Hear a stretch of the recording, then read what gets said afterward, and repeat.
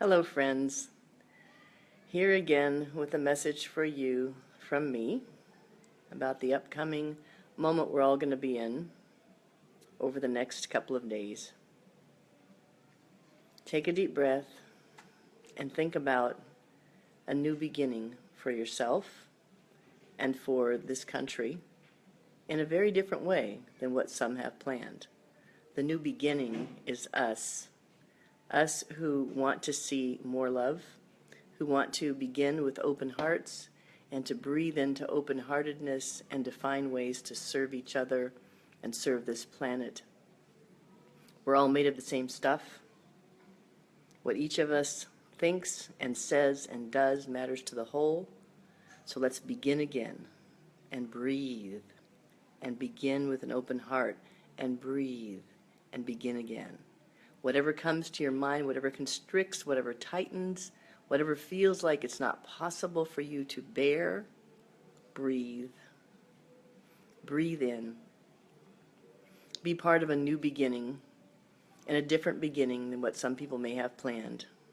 This does not have to be the beginning of constriction of freedom, or the beginning of even more separation, or the beginning of even less support for each other. This can be the beginning of something new.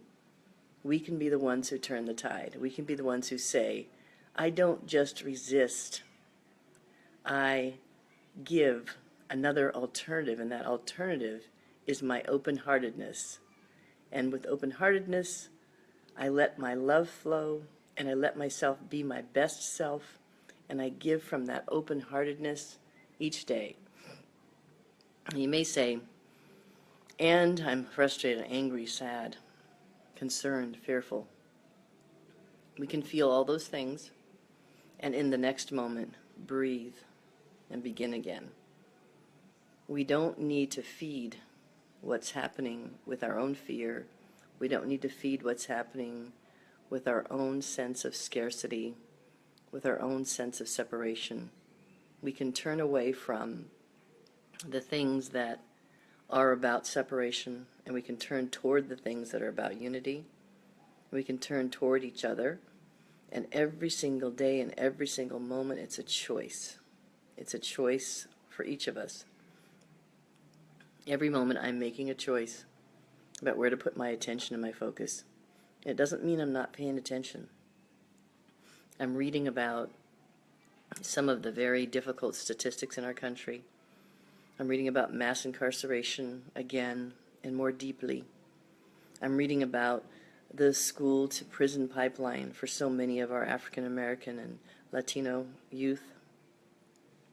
I'm reading about the poverty levels in our country that remain somewhat hidden from us.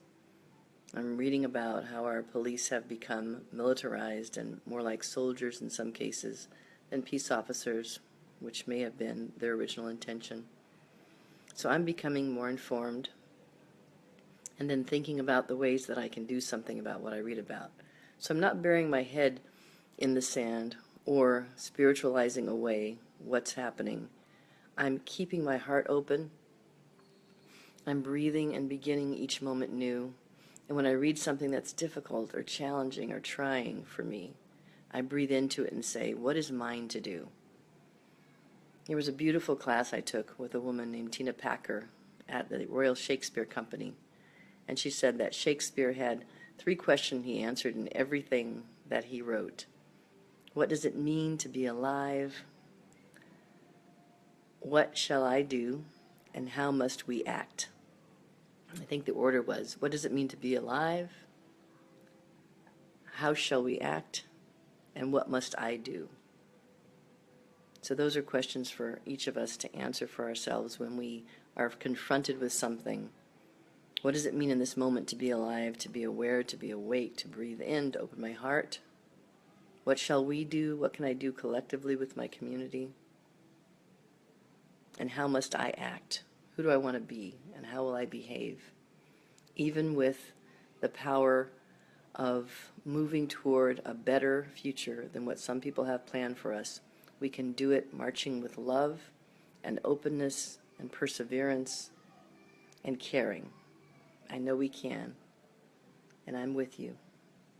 Big love, big hugs, from here to wherever you are, and may tomorrow be a new beginning for you in a new and different way.